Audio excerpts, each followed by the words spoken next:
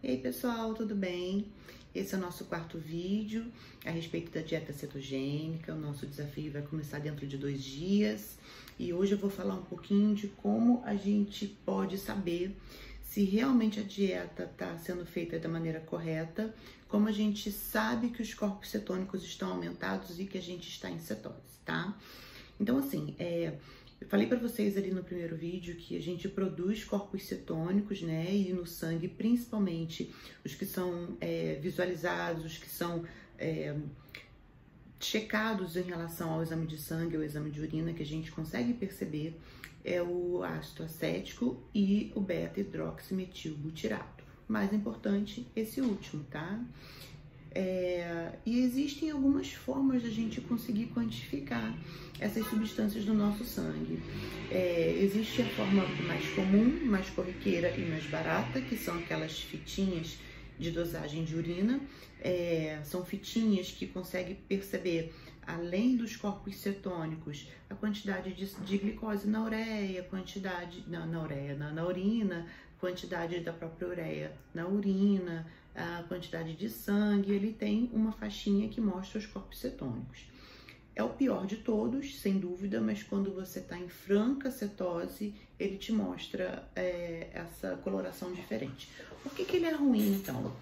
Porque se o paciente estiver num estado já muito cetoadaptado, ele vai estar consumindo mais o beta-hidroxibutirato e os outros corpos cetônicos, e com isso ele vai estar liberando muito pouco na urina. Então pode acontecer de não pegar ali na urina o teu corpo cetônico porque você está utilizando ele, e não que você não esteja em cetose.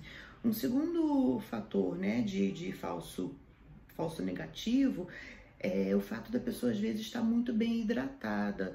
A dieta cetogênica dá muita sede, né? É uma coisa bem natural e a gente realmente tem que beber a quantidade de litros mínimos ali permitidos.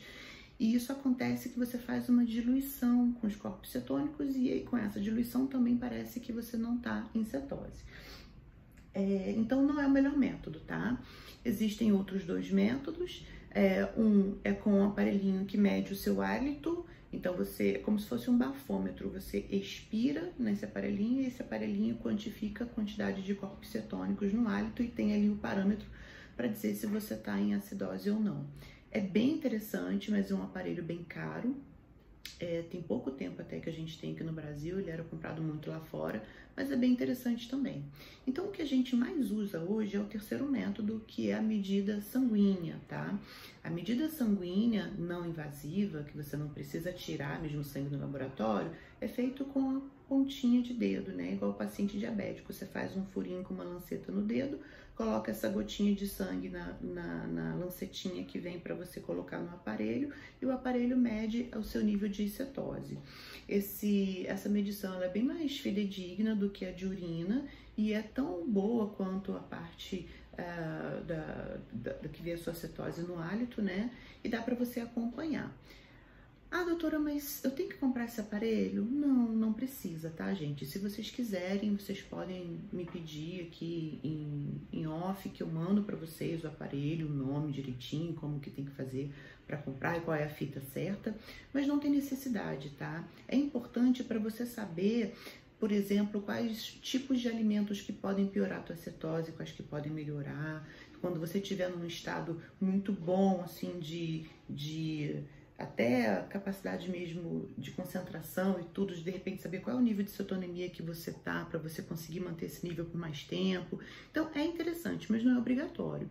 Existem sinais que são sinais indiretos de que você está em cetose e são muito mais fáceis, né, de você perceber, muito mais perceptíveis mesmo, como por exemplo esse gosto metálico na boca, que é o hálito cetônico. Você começa a ficar um pouco mais mal-humorada por conta da falta do carboidrato inicial. Isso é um sinal de que você está começando a usar os corpos cetônicos como fonte de energia para você. Você começa a ficar mais saciado, muito mais saciado, porque a proteína te sacia e a gordura, essa quebra de gordura também te ajuda bastante. Você vai sentir muita sede, no início você vai urinar muito, principalmente os 2 primeiros dias, tá? A gente urina demais, porque você vai eliminar muita água mesmo. Eu não sei se eu já comentei em algum desses 5 vídeos, no caso desses 4, né, que a gente já lançou, mas o que que acontece? A glicose, ela é guardada no nosso organismo em forma de glicogênio. E esse glicogênio, ele fica armazenado no fígado e no músculo. E cada molécula de glicogênio carrega 4 moléculas de glicose. Então, cada molécula de glicose, você carrega 4 moléculas de água. Então, quando você começa a gastar essa reserva, esse glicogênio que você está depletando aí, você também elimina água. Então, você desidrata mesmo no início. Por isso que é importante a gente beber água, tá? Depois isso se normaliza, mas os primeiros dias é muita diurese mesmo. A questão do nervosismo, a questão de dar mesmo uma certa necessidade do carboidrato nos 2, 3 primeiros dias, né? Você fica meio abstênico mesmo. A questão da diurese, a questão do mau humor, e você começa a perceber que realmente você está perdendo gordura, porque se você começar a experimentar sempre a mesma roupa, ela começa a reduzir. Eu pedi para vocês não se pesarem, mas se a pessoa começa a se pesar todos os dias, ela começa a perceber que o peso começa a reduzir todos os dias, mesmo que sejam 100 gramas, 200 gramas. Por que que eu peço para não se pesar? Principalmente para esse projeto que a gente está lançando agora.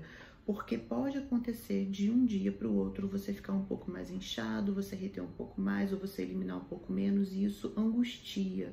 Então eu quero que você fique mais focado na questão do espelho e das medidas em relação às roupas, tá? Então é isso, gente. Existem formas de saber se você está agindo corretamente, tá? Se por acaso você não sentir nada disso, provavelmente você não está em cetose e tem alguma coisa errada. E aí a gente vai tentar descobrir o que que pode estar acontecendo com as nossas discussões diárias, tá bom? E se tiverem dúvidas, deixem pra gente, que a gente tenta esclarecer aqui pra vocês, mas é basicamente isso. Então não é tão difícil de perceber que a gente está queimando gordura, tá bom? Um beijo, gente, até amanhã.